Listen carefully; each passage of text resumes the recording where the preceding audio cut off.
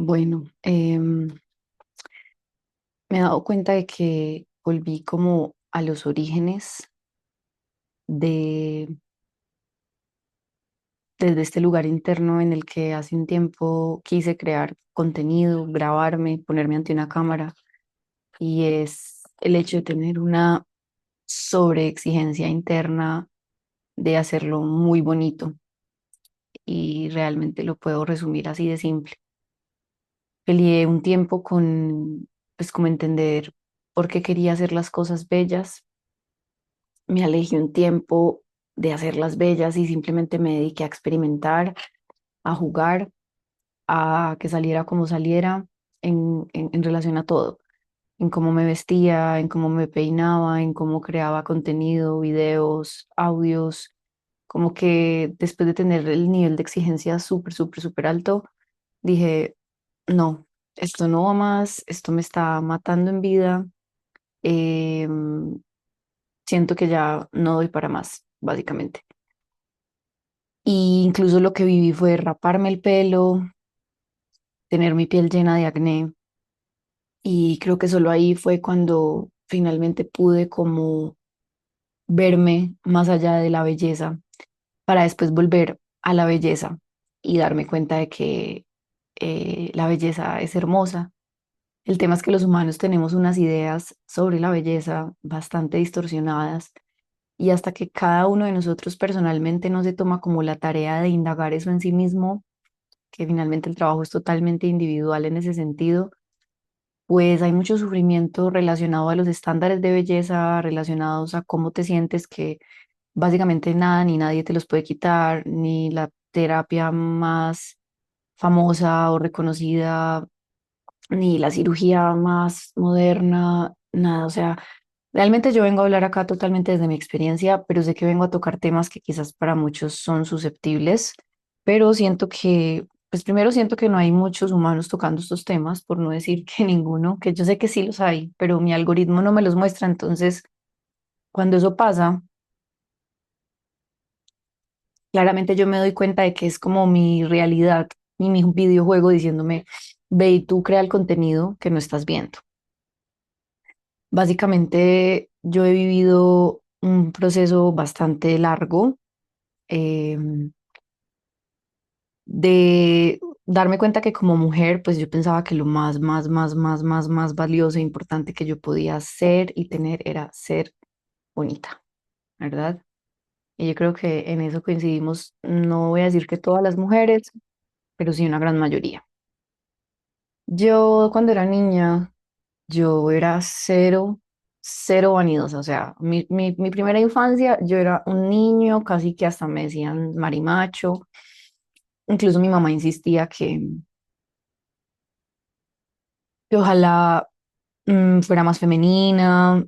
Yo crecí haciendo deporte desde muy chiquita, entonces yo amaba era sudar, estar despeinada. Claro, claro que veía a niñas muy lindas y yo sentía cosas. Y yo veía, yo tuve una amiga especialmente como de mis primeras mejores amigas cuando era niña, que ella era muy hermosa físicamente, su ser también, pero cabe aclarar que su físico era notablemente hermoso. Y yo obviamente me sentía muy mal, yo no sabía manejar el ver que ella era el centro de atención y yo no. Y pues honestamente cuando yo empecé a indagar en mis vidas pasadas, o sea, las vidas pasadas de mi conciencia, no de Melissa, sino de la conciencia que habita en este caso a Melissa, actualmente a Shilem, pues yo sé que vengo de haber vivido vidas, no sé, siendo reina, siendo la más hermosa. O sea, yo de niña conocía de cerca esa vibración y la anhelaba, la deseaba, pero no se me daba, y la veía era afuera. Yo tengo esta cuestión de que la vida nos ha puesto enfrente como de dónde venimos en otras vidas, nos lo puso a través de nuestros padres, de nuestros amigos, y si estamos atentos, cuando ya miramos pues hacia atrás y vamos atando piezas y vamos atando cabos, como que empieza a tener todo sentido, porque si algo perseguí yo en esta vida era poder ser como destacada o reconocida por mi apariencia física. Pero yo sufrí mucho por esto muchos años. O sea, era una obsesión interna, era una presión interna dentro de mí tan fuerte que yo llegué a la depresión y al intento de suicidio, porque era una sensación de necesitar ser vista, pero a niveles muy, muy, muy, muy, muy altos. Y para acabar de ajustar, no es casualidad, pues tuve un padre que, es decir, un masculino que no me veía realmente, ¿sí? Mi papá cuando yo era chiquita estaba en su mundo, era muy presente físicamente, aunque también viajaba, pero era eso, o sea, yo viví esta sensación de tener un papá que me dio demasiadas cosas materiales, pero no había emoción, o sea, no había presencia de emoción, de conciencia, y eso obviamente generó un vacío en mí, el cual yo busqué llenar de muchas maneras. Yo quiero aclarar, por si eres nuevo por acá, por si no me conoces, que yo no veo mi pasado más que como una forma pedagógica. O sea, lo que más me gusta hacer con mi pasado es verlo de una manera pedagógica. Es aprender de él. No es ya para culpar a nadie, ni para sentirme mal, ni para, no, sino que entendí que mi vida, bueno, en primer lugar, para entenderla yo, pero siempre que tú pones al servicio de los demás y te compartes, porque si a alguien le sirve eso que tú viviste, eso que tú atravesaste. Entonces, bueno, aparte crecí en una cultura en Medellín donde está influenciado por algo que se llama la narcoestética, narcocultura, lo mismo. Entonces acá, pues en general hay una cultura de un estilo de biológico con ciertas predominancias, senos grandes, cola grande. Y curiosamente, yo cuando era chiquita era súper flaca, era un palitroque y muy atlética, o sea, mi cuerpo siempre fue como atlético y flaca. Entonces yo me sentía mal, o sea, yo quería tener cuerpo de guitarra y claro, obviamente me he encontrado mujeres que me ven a lo largo de la vida y es como que, pues, muero por tu cuerpo. Y yo, pues, fíjate, a mí me ha tocado hacer todo un trabajo interno para valorarlo, para abrazarlo, hoy día lo hago y me tocó atravesar todo este tema de compararme enfermizamente. O sea, ya les digo, yo siento que yo vine a trabajar una herida muy profunda en esta vida de amarme desde adentro, muy desde adentro, o sea, que finalmente llegara a ese punto de entender que mi validación y mi aprobación tenía que venir única y exclusivamente de mí. Y cuando uno mira la vida y ve todo eso, eso que llamamos como desgracias, como cosas indeseables, realmente cuando uno las mira, uno se da cuenta de que ellas estaban escondiendo un regalo. Yo siempre forcé muchas cosas en mi vida. Yo comparto mucho que me gusta estudiar la información de Gerardo Schmettling porque te hace mucho verte a ti. Entonces, una de las cosas que Gerardo comparte es básicamente ver en dónde ha tenido uno como bloqueos, uno, y dos, las señales.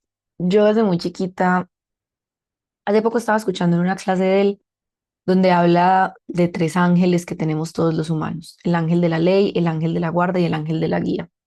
El ángel de la ley, digamos que es el que determina hasta dónde puede ir la experiencia y es el que gobierna al ángel de la guarda y al ángel de la guía.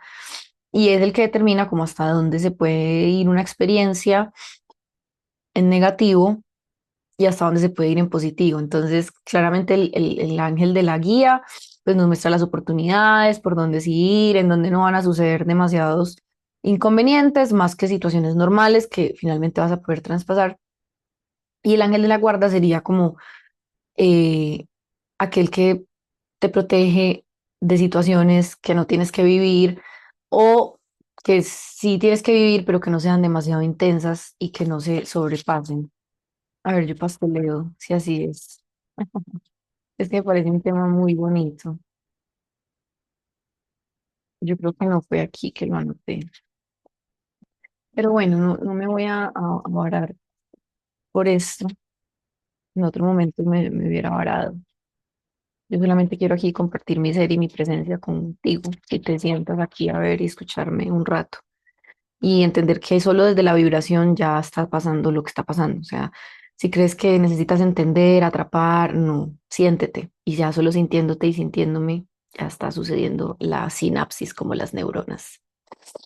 Bueno, entonces, el caso es que yo reconozco que yo toda mi vida fui muy terca.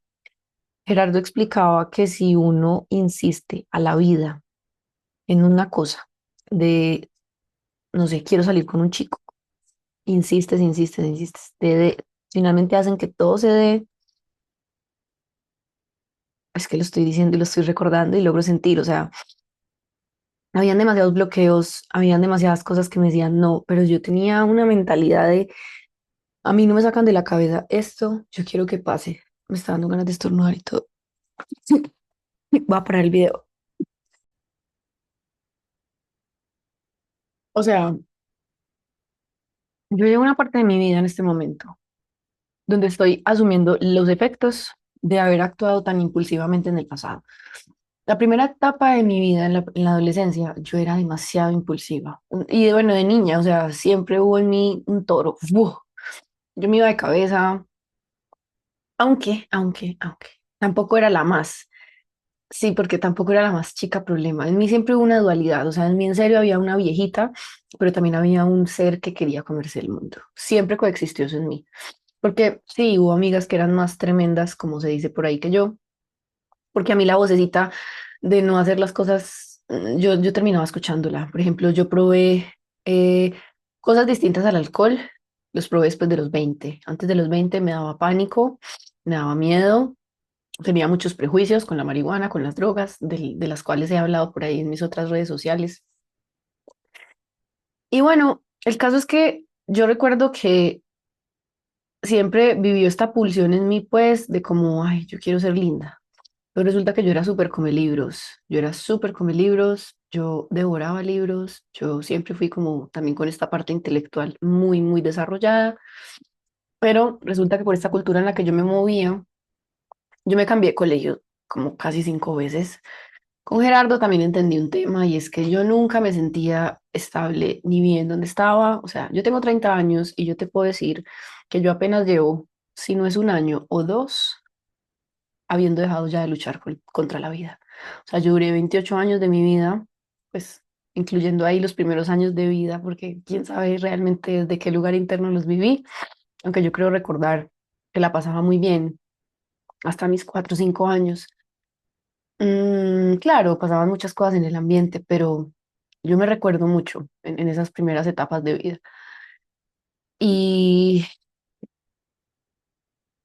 y recuerdo que pues yo tenía demasiado fuego de comerme el mundo. Pues yo tenía demasiado impulso de, sí, de querer comerme el mundo. Y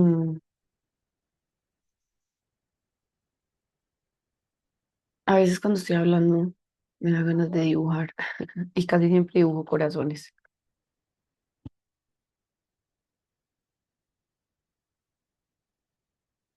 Bueno, total que yo llevo muy poquito tiempo estrenándome en esta sensación de elegir amarme, de elegir estar conmigo. Pero volviendo a la historia de lo del cuerpo, imagínense que, bueno, yo a los 11 12 años, 13 años, empiezan ya como estas primeras ideas de no sentirme bonita ni flaca. Y yo era súper flaca. Pero yo empecé a tener distorsiones de percepción física muy chiquita. Em, yo estudiaba con amigas que era normal hablar de rebajar a los 13 14 años, incluso de vomitar, de anorexia, de bulimia, cosas así. Y pues debo destacar que yo en esta vida pues no vine a vivir a través de una madre como esa guía, que yo hoy que disfruto hablar de esto, pues digo, wow, es que uno como padre y como madre debe tener, bueno, debe no, porque hasta ahora todo ha sido correspondientemente perfecto. Pero si ya estamos en este presente y ya tenemos la conciencia de ver un montón de cosas, como por qué no empezar a hablar de lo que se puede ir mejorando y de lo que se puede ir actualizando precisamente. Y entre esas cosas, pues claramente hubo una guía. O sea, y yo sé que a ella tampoco le tocó. O sea, mientras yo lo digo para poder validar lo que sentí, yo incluyo que yo sé que mi madre tampoco recibió eso. O sea, entiendo que ni su madre se lo pudo dar, ni la madre de su madre se lo pudo dar, y así sucesivamente. Pero eso no le quita que tú valides lo que tú sentiste. De hecho, es muy importante validar lo que sentimos, porque a veces como que no queremos ni siquiera aceptar que de verdad nos dolió demasiado nuestra crianza,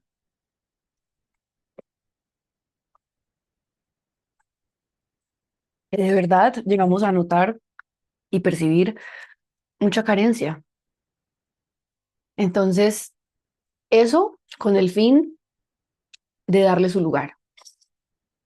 A veces llegarán humanos a tu vida donde se va a volver a tocar ese tema, ya sea alguien con quien de pronto empiezan a entablar una especie de relación más profunda, más íntima, llámala de pareja, pero después expandiré más lo que para mí hoy día es la relación de pareja. Pero sí, o sea, como que crecí como con todo esto en la adolescencia, como ese abandono total de pensar en otras cosas. Pensé demasiados años en el cuerpo y solo en el cuerpo. O sea, de verdad que yo hoy lo recuerdo y yo digo, se me fueron tantos años pensando que lo importante era el cuerpo y tener una pareja. O sea, esas eran las ideas bases de mi vida. Y yo no tenía fuerte para nada el dedicarme a mí. Y además que hacía cosas por mi cuerpo, pero no era para mí, era para otros. Esa motivación siempre fue hacia el externo, muy fuerte hacia el externo. Entonces yo a veces llegué a sentir por años que yo me sentía invisible. O sea, una de las sensaciones que pueden describir lo que yo sentí por muchos años era como que me siento invisible, no me veo, o sea, finalmente era eso, yo no me veía a mí misma. Y siempre fue hacia el exterior todo lo que hice, cada movimiento, cada decisión, siempre pensando en sobreexageración en el externo. Y apenas por eso digo que estoy estrenándome en este otro extremo, quizás es que estuve en este de pensar demasiado en los otros mucho tiempo. Y ahora, con una paradoja aquí en esto que hablo, porque en muchas cosas fui muy individual, fui muy tenaz y hacía cosas en medio de ser así. Había cosas a las que yo me arriesgaba, que yo me atrevía, que yo me animaba. Sí, o sea, por eso es que, ah, ojo cuando hablamos, porque sabemos que el blanco y negro no existe, hay grises. Entonces yo incluyo eso, como que hubo momentos donde yo era muy berraca, como dicen aquí, muy arriesgada, muy valiente para muchas cosas, para muchísimas otras no. En general, igual puede que esa valentía de todas formas sí estaba dentro de seguir buscando la validación externa. O sea, eso es lo curioso. La verdad que igual era el extremo de que, aunque lo hacía aquí en el individuo, estaba dentro de esperar algo del externo. Entonces sí, era el extremo de esperar algo del externo. Ahora aquí es, voy a hacer las cosas, pero en serio por mí, para mí, para mí y por mí y para mí. Y ahí equilibrando esto, pues claramente la vida ya me está llevando a un centro en donde pueda ser yo sin perderme en los demás, en donde pueda vivir finalmente yo como yo vivo y ver la vida como yo la veo y sí, ser yo.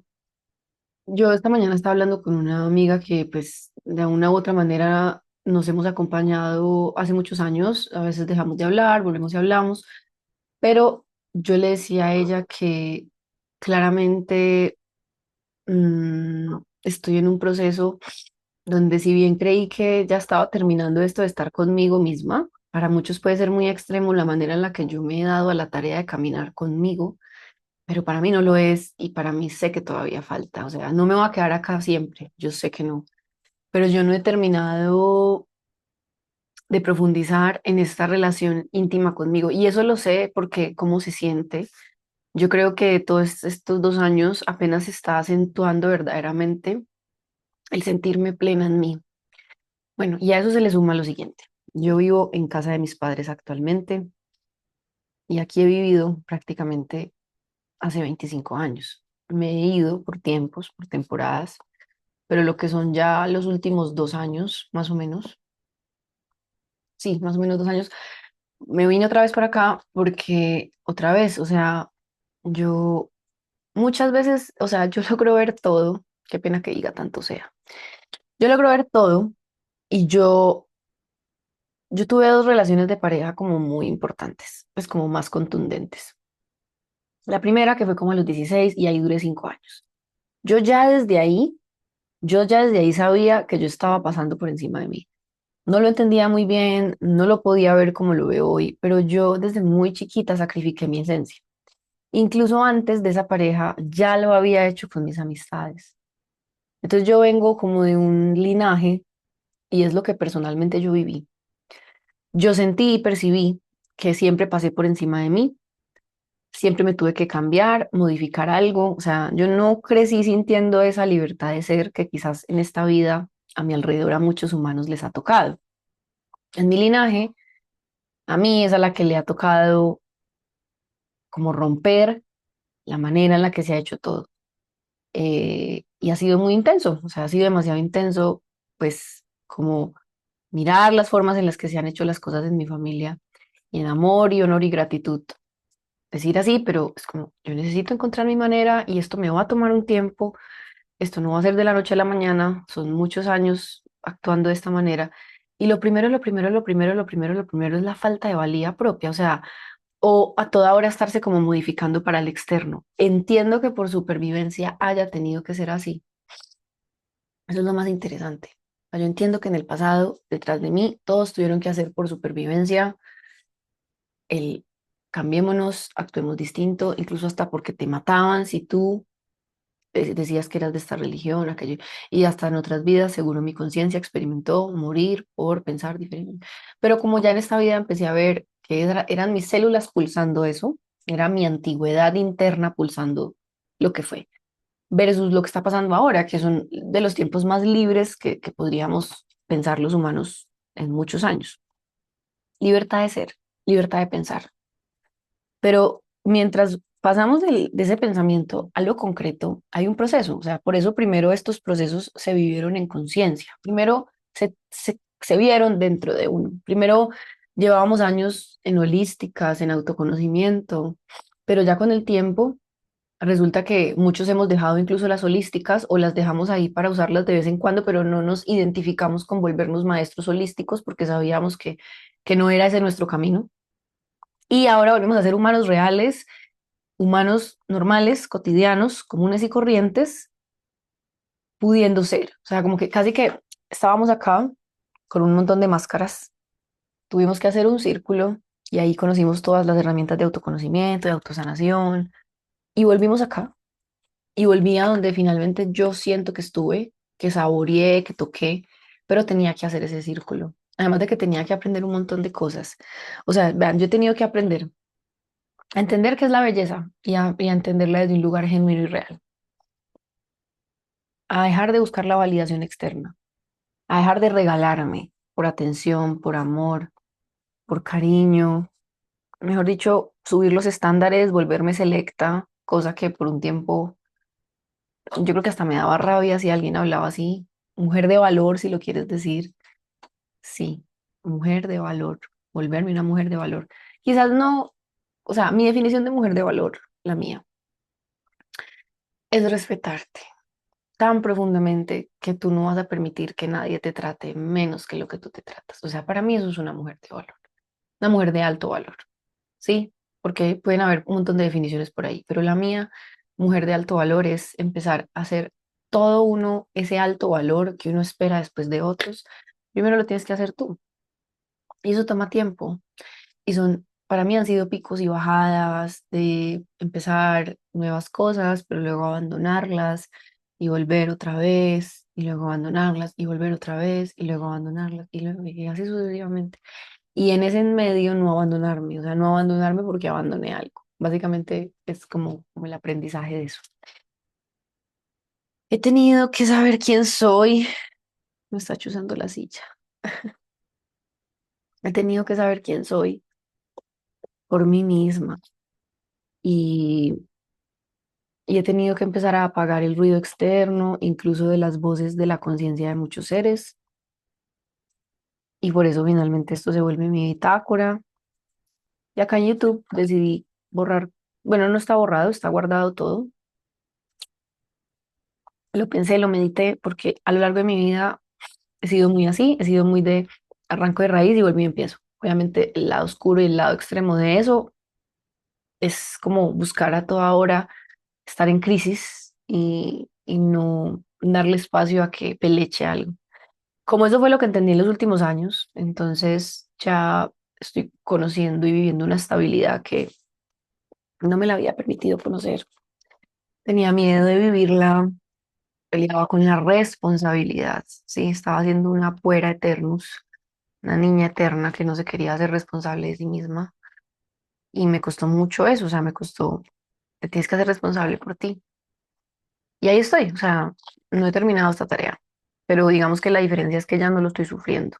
Es como que veo los obstáculos, veo la complejidad de la autosuficiencia, veo la complejidad de confiar en mí misma, de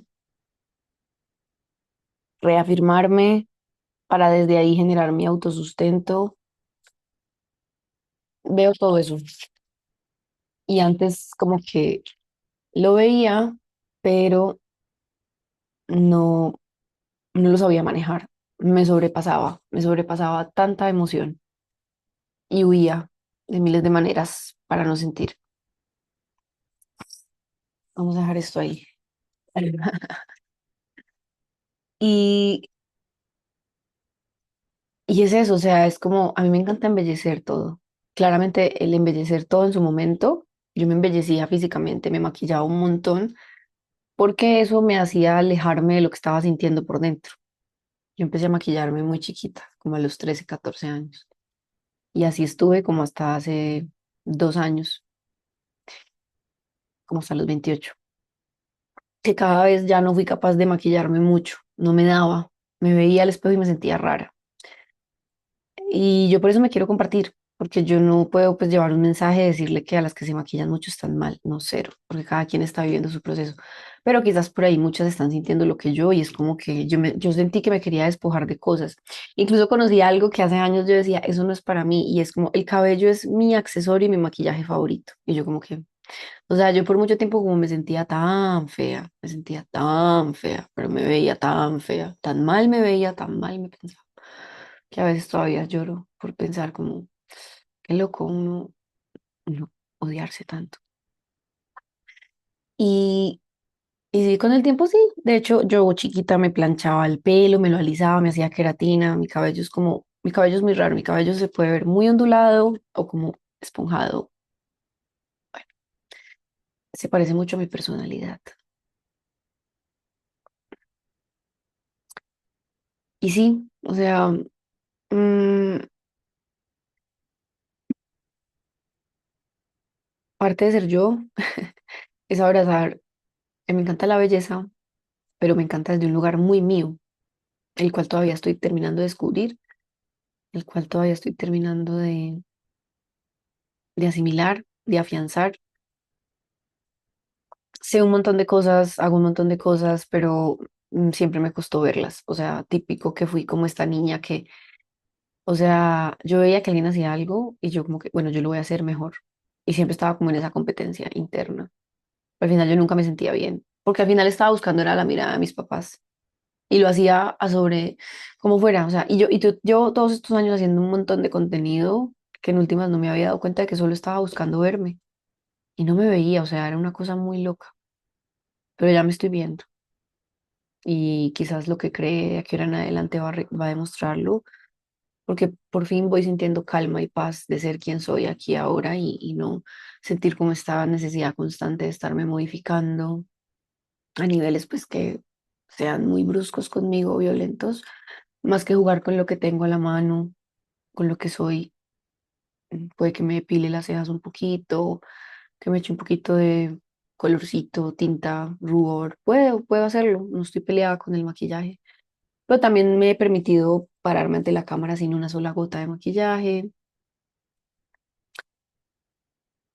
con el pelo despeinado. Digamos que acá juego con la apariencia estética que puede dar una buena luz. Solo tengo acá una luz, esa luz de fondo, ese LED rojo, esa lámpara, el celular. Y ya ello en todo en sí hace una composición, una atmósfera bella, ¿verdad? Y es como que, qué loco, o sea, quizás yo no quería, yo siempre quise esto, pero no lo sabía bien del todo.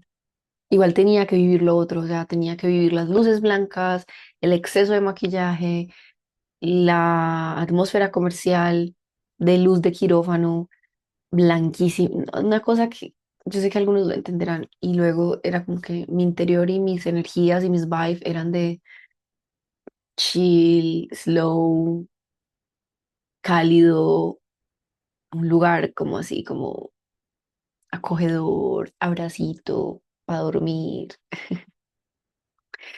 Y sí, o sea, me di cuenta que yo era un ser con mucha dulzura, con mucha ternura, con mucha suavidad para hacer y dar, y que le tenía demasiado miedo a ese lado, porque cuando lo fui, quizás fui maltratada, pero porque yo era maltratada por mí misma. O sea, tengo esta claridad de que si recibí maltrato de personas, parejas, era porque yo no podía verme, no podía abrazar y ser lo que soy.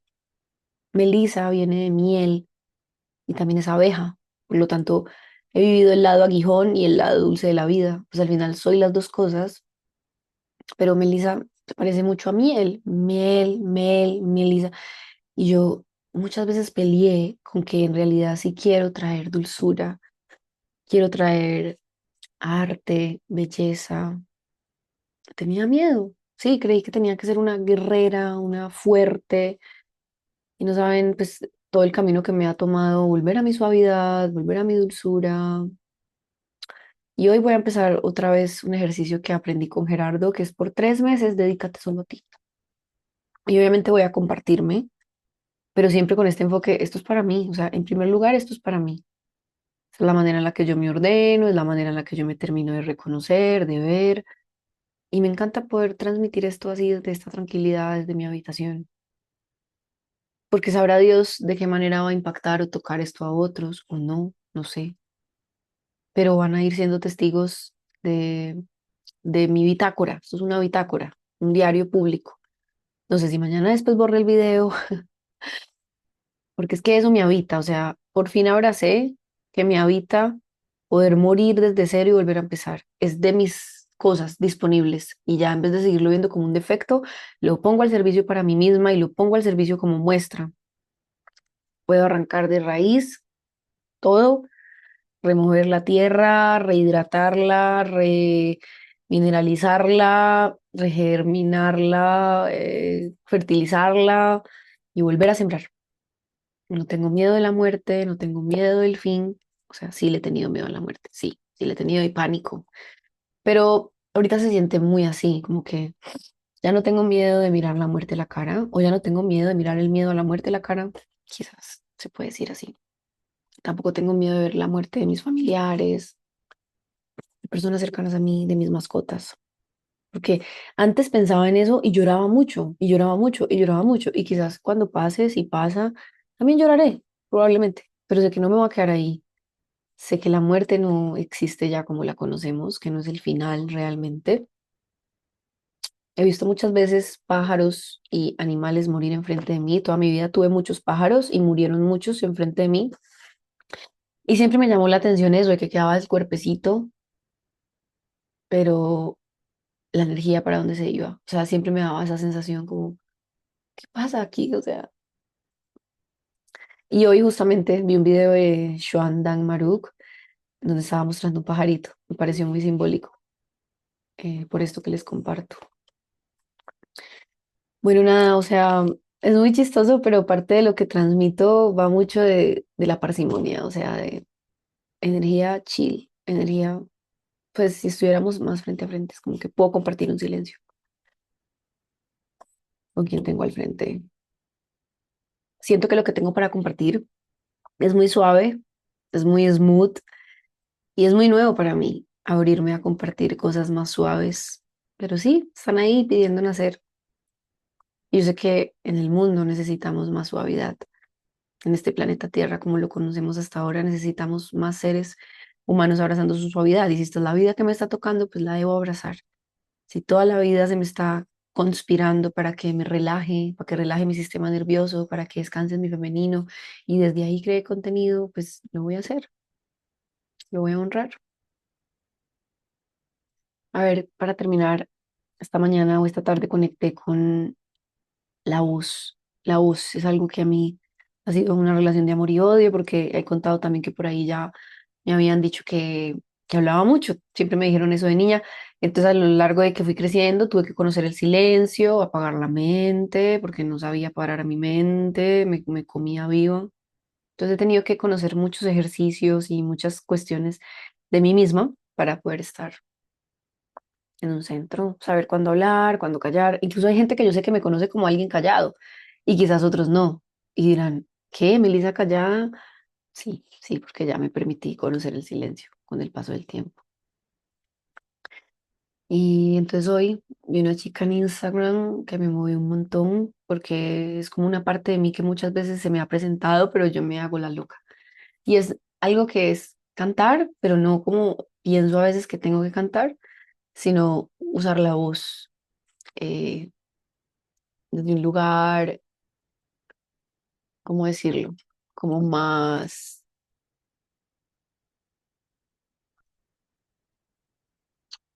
vibracional, más...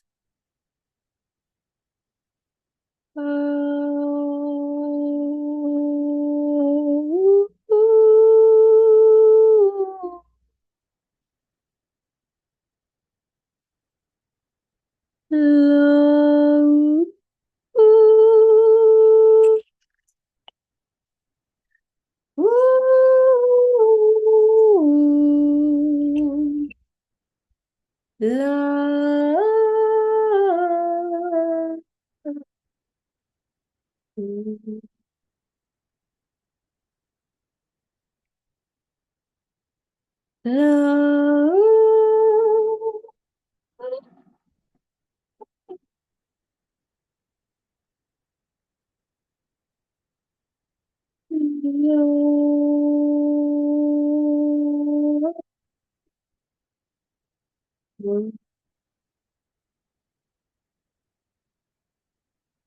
la,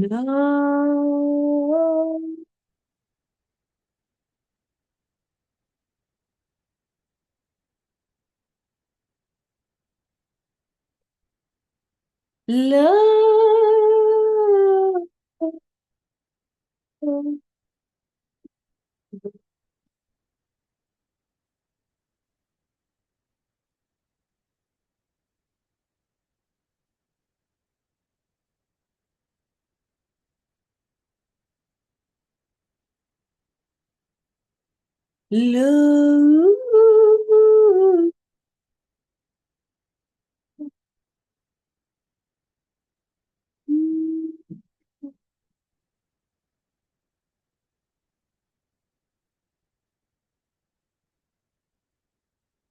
la.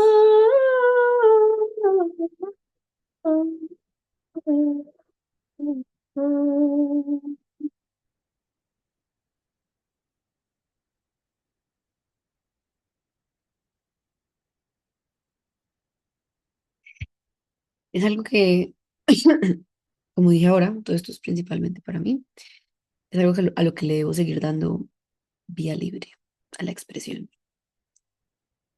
Sé que o sea, en algo que soy muestra es la manera en la que encontré formas de salvar mis emociones expresando, como sea, como fuera. Por eso he creado podcast, canal de YouTube, Instagram, TikTok, bailando, cantando, escribiendo, dibujando, haciendo cosas con arcilla, con papeles, o sea, eso que hago es para no morir, o sea, la manera en la que me he reconectado con mi divinidad, con mi delicadeza, con mi energía femenina, fue la manera en la que empecé a dejar la guerra, a bajar las armas, a dejar de vivir a toda hora tan prevenida, tan a la defensiva. Así que nada, pues espero que este video te haya acompañado en algo, en lo que sea. Y nos vemos en un próximo video. Chao. Como dicen en España, os quiero, os quiero. Yo siempre fui empalagosa y yo escondí esto que es muy loco. Yo tuve que esconder el ser tierna, cariñosa, besucona, abrazona, porque en mi ambiente les costaba eso a mi alrededor. Eso o porque conocí quizás el dar por dar amor por dar amor. A veces sentía eso de parte de mi madre, como cuando das amor es porque estás esperándolo de vuelta y eso se siente. Entonces yo a veces la repelía, porque ella sí quería como darme muchas muestras de amor, pero yo no sé, yo sentía algo raro, como... Yo sé que muchos me van a entender. Y yo he dado amor esperando. Y yo llegué a ver la reacción de rechazo de otros porque yo les estaba dando, era porque yo estaba esperando. Cuando uno ya no espera, es como que ahí es que empieza a suceder lo recíproco. En realidad sí tiene que ser recíproco, pero bueno, eso sería tema para otro video.